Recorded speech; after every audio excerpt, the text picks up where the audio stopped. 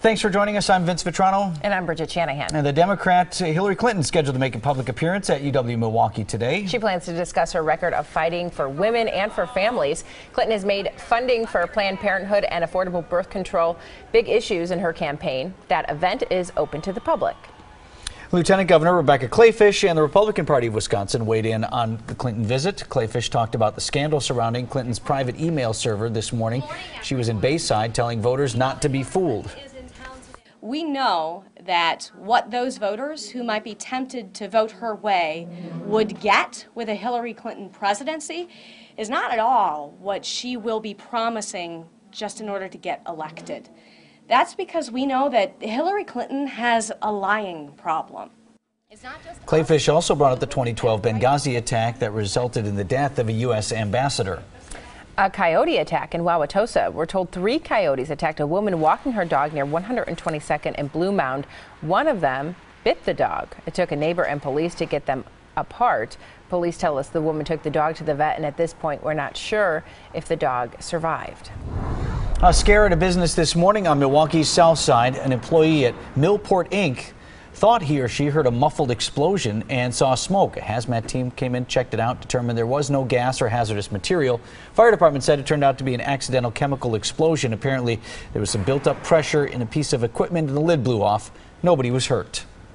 Milwaukee police are set to announce what they're calling significant reward money for any information about a shooting that injured a 10-year-old boy.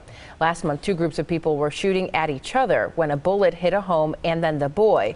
Family members say he was sleeping at the time. He's now recovering. No arrests have been made.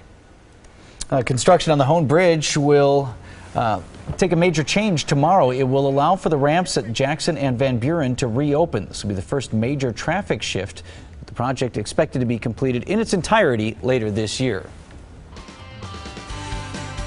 After a perfect day yesterday, as that cold front came through, that dropped the humidity, had a clear sky, light wind. It was great. The temperatures dropped like a rock once the sun set last evening into the mid to even lower 50s in some spots, and even the 40s, Burlington, Kenosha, and Lake Geneva. Unfortunately, the clouds rolled in once again overnight with another cold front, and we've had sporadic rain showers since early this morning. Since about 9 a.m., though, the main threat for rain has been south of 94, but we continue to be cloudy with the threat of rain showers off and on through the evening hours until that front pushes on through. Southwesterly wind bringing in a little bit more humidity as well. The dew points have jumped up into the lower 60s, so it's damp outside with a temperature of 66.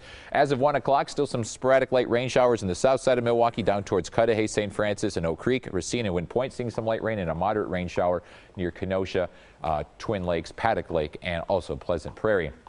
And then after that, things start to quiet down for just a little bit, but things will fire back up throughout the late afternoon and early evening as that front makes its way through. You can see those sporadic showers popping up. Most folks won't see a drop of rain, but there will still be that threat out there and maybe even a rumble of thunder through about 8 or 9 o'clock. And then overnight tonight will just stay mostly cloudy. Additional rainfall, maybe about 1/4 of an inch along the state line, less than 1/10 of an inch elsewhere, as this is pretty much coming to an end across the area. Temperatures are cool. We are in the 60s, except for Port Washington, the warm spot. It's rare at 70 degrees. Sheboygan 69. Kenosha with the rain is 62 degrees. Around Waukesha County at 1 o'clock, temperatures were mainly in the mid-60s. 68 New Berlin and Muskego, also Big Bend, and 66 out towards Oconomowoc and Heartland. Now the dew points have jumped up just a little bit today after being in the mid to upper 40s yesterday. It's brief. The front will push through. We'll get the drier air moving in here, and that'll be here for tomorrow, through the weekend, and even most of next week, probably up until around Tuesday or Wednesday. We'll start to see that dew point start to inch back up. So for today,